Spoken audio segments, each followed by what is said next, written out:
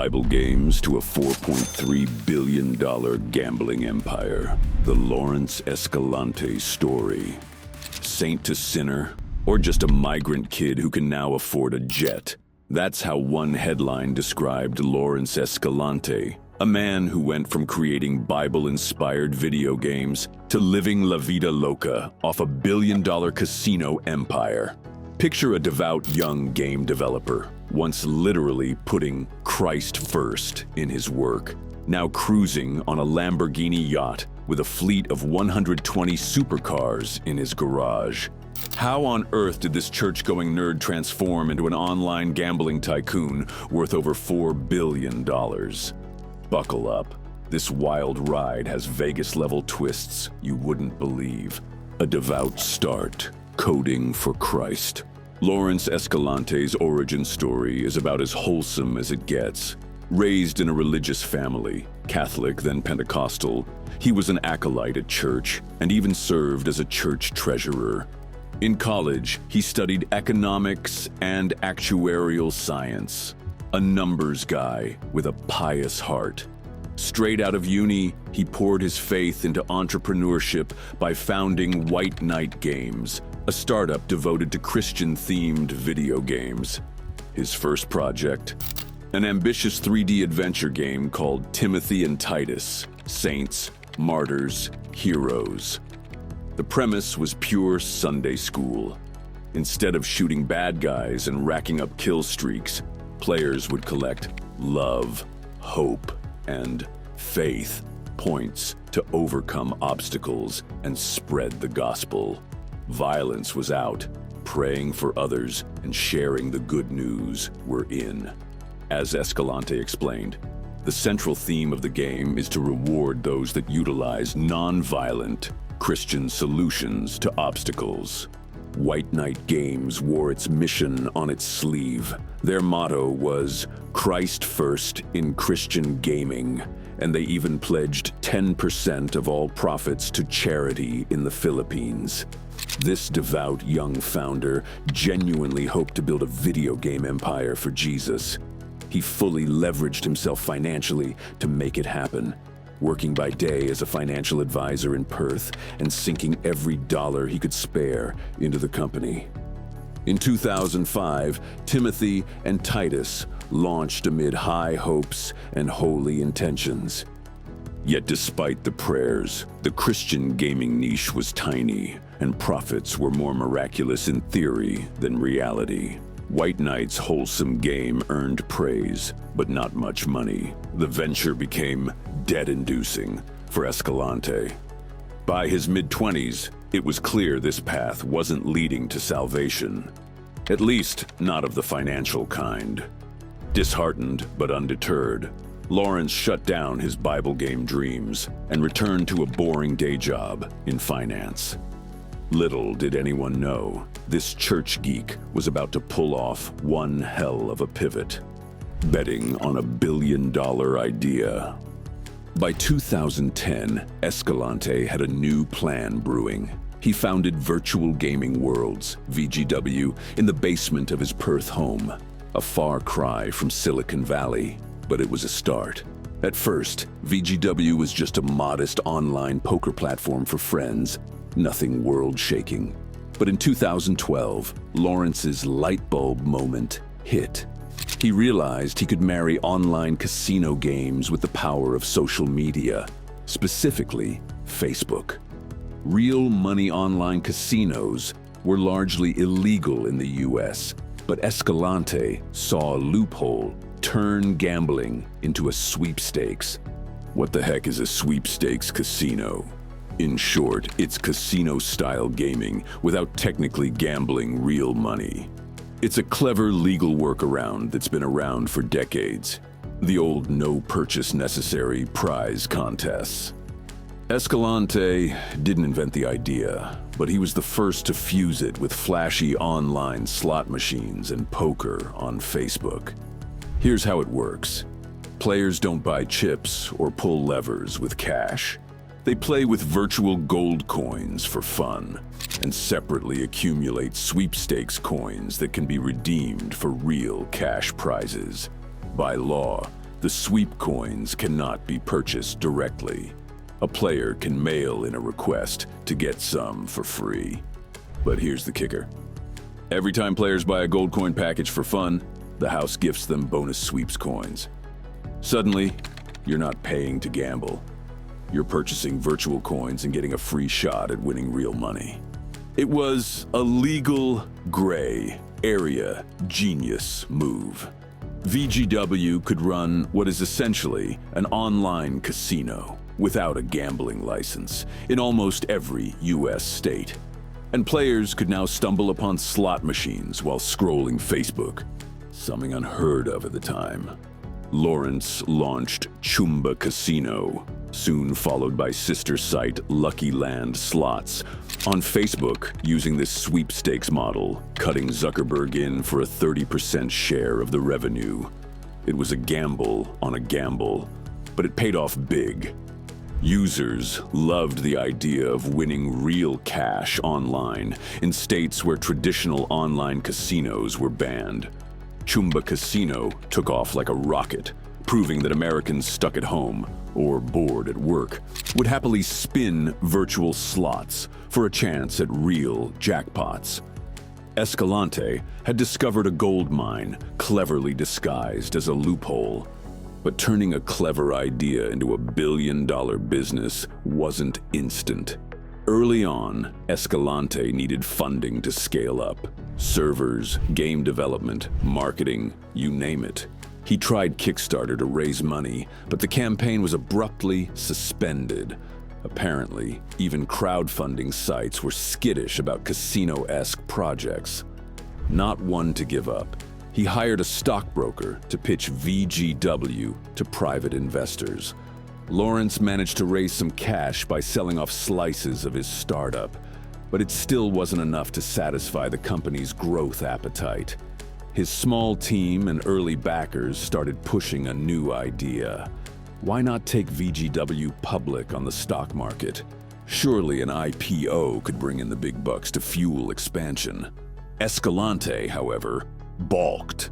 Going public would mean giving up control, and he was sitting on a 65 to 70% ownership stake that he wasn't willing to dilute. Handing over power to outside shareholders? Not this guy. He told his board no thanks and slammed the door on an IPO, at least for now. The result? In a dramatic boardroom showdown, every single board member quit in protest. Overnight, VGW's entire board resigned, leaving Laurence in a lurch. But in true Escalante fashion, he found an unorthodox solution. He simply filled the board seats with people who wouldn't oppose him. He appointed his then-wife and even his own father to the board, creating a familial fortress around his decision-making. To this day, VGW's board is basically a tight trio. His ex-wife has since bowed out, but his father remains by his side. It was a risky move born out of stubborn faith in his vision. Ironic for a former church kid, but it worked. Retaining control meant Laurence steered VGW exactly how he wanted. And as the years went on, that decision looked smarter and smarter. By 2020, the world changed.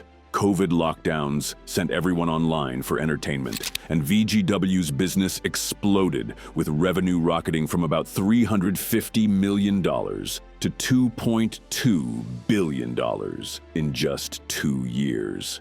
In a 6-month span during 2020, VGW's profits jumped 60%, pulling in $115.8 million in profit from July to December alone. The user base blew past 1 million active players on Chumba Casino by 2021. With no physical casinos and minimal regulation costs, the money was practically gushing. VGW became the 6th largest private company in Australia by turnover in 2023, with over 1,200 employees worldwide. Laurence Escalante, the guy who once scraped by flipping burgers at Hungry Jack's for $5 an hour, was now minting money. And how much money, you ask? In 2023, VGW pulled in nearly $5 billion in revenue, yielding about $376 million in post-tax profit. Analysts estimate that if it went public, VGW would be valued between $3 to $5 billion on the market. But since Laurence still owns the lion's share, his personal fortune has swelled to roughly $4.3 billion. That makes him one of Australia's richest people, ranked number 32, richer than many mining magnates and tech founders. Not bad for a kid from Perth who started out making Sunday school games. Jackpot lifestyle, from acolyte to high roller. With VGW printing money, Escalante began living the kind of life most teenage boys, and plenty of grown men, only dream of. We're talking private jets, sports cars, yachts, and VIP parties. Laurence bought himself a Bombardier Global 7500 jet and plastered his nickname LEE on the side, just in case anyone doubted who was on board. He picked up a Lamborghini yacht to cruise the waters and filled a garage, or three, with a jaw-dropping collection of 120 supercars ranging from Bugattis to Ferraris. His Instagram became a highlight reel of extravagance, champagne-soaked weekends in Las Vegas, sunbathing on the deck of a sleek yacht, and revving million-dollar engines for fun. In one photo, he literally jokes about WFB, work from boat, sipping espresso while working on a laptop from his luxury cruiser. The boy who once pledged his profits to the poor was now burning cash in style. In fact, VGW even became a premium sponsor of the Ferrari Formula One team in 2023, slapping the company's logo on the iconic red cars. This global marketing splash reportedly cost a fortune, a move that raised some eyebrows among his investors. One exasperated backer complained, "He is pissing money up the wall and treating the company like his own personal fiefdom." In other words, critics felt Escalante was living large on VGW's dime, indulging in Playboy perks instead of preparing the company for an IPO payday. Laurence's response, essentially, lighten up. As long as the profits keep rolling and he's majority owner, he appears perfectly happy enjoying the ride. When fans asked if he'll ever take VGW public, he coyly answered, eventually. Hardly a timeline to bank on. For now, he's the king of his castle. No public shareholders to answer to. And he's loving it. High stakes and controversies. Of course, any empire built on gambling and loopholes comes with its fair share of heat. And Escalante hasn't dodged the spotlight, good or bad. For starters, remember that saint to sinner headline? Well, Laurence swears he's no sinner, but he sure has had some wild weekends that would make his old church mentors blush. Case in point, May 2022, Escalante flew his private jet back to Australia after a raucous Las Vegas trip with 20 friends. Customs officers in Melbourne found a stash of cocaine, ecstasy, and LSD on board, and guess whose bag it was in? Oops. Caught red-handed, red-nosed perhaps, Laurence offered the classic excuse. "I didn't even know it was in my bag," claiming after 3 days of partying non-stop. He hastily threw everything into his luggage without looking. The media had a field day with the irony. The former Christian game maker busted with club drugs. Ultimately, he pleaded guilty in August 2023, but got off lightly. A 6-month good behavior bond and no conviction recorded. Money and a good lawyer can work minor miracles, it seems. Escalante walked away with a slap on the wrist, free to continue building his fortune, and very likely more careful about what's in his carry-on next time. Then there's the industry backlash. Laurence's brainchild didn't just make him rich, it also disrupted the traditional gambling world. By 2023, VGW sweepstakes casinos were hauling in nearly $3 billion a year, which got the American Gaming Association, AGA, the big lobbying group for regulated casinos, a little hot under the collar. In late 2024, the AGA essentially declared war on sweepstakes casinos like Escalante's. They issued memos urging state regulators to investigate these lawless online casinos, arguing that VGW and its peers offer casino-style slots and poker for cash prizes. Without the strict regulations, legal casinos must follow. The AGA warned that players might be at risk with no formal oversight or responsible gambling safeguards. In other words, they painted VGW as a rogue operation, skirting the law and endangering consumers. And, not coincidentally, eating into the profits of traditional casinos. Escalante didn't take that lying down. VGW fired back that its operations are 100% compliant with the law in every state it serves, and that they maintain best-in-class systems to verify players' identities and keep gambling safe. And, indeed, Laurence has managed a feat few thought possible. At its height, VGW's platforms were accessible in 44 US states, everywhere except the handful with the strictest sweepstakes bans. Regulators in some states have tried to knock them down. Delaware issued a cease and desist in early 2023. Michigan filed suit in 2022, and a class action lawsuit hit VGW in Georgia in 2024. But so far, VGW keeps dodging bullets. They've pulled out of a few places when forced, yet the vast majority of states still have Chumba, Lucky Land, or VGW's poker site humming along. The legal status of social casinos is a gray zone many authorities are still figuring out. As one New Jersey official put it, social casino is a term of art, not a legal definition. Escalante's success lives in that gray zone, at least for now. Meanwhile, competitors have smelled blood, or rather, money, in the water. For a few years, VGW practically owned the US sweepstakes casino market, enjoying over 90% market share. But imitators and rivals have since flooded in, nibbling away more than half of VGW's market share.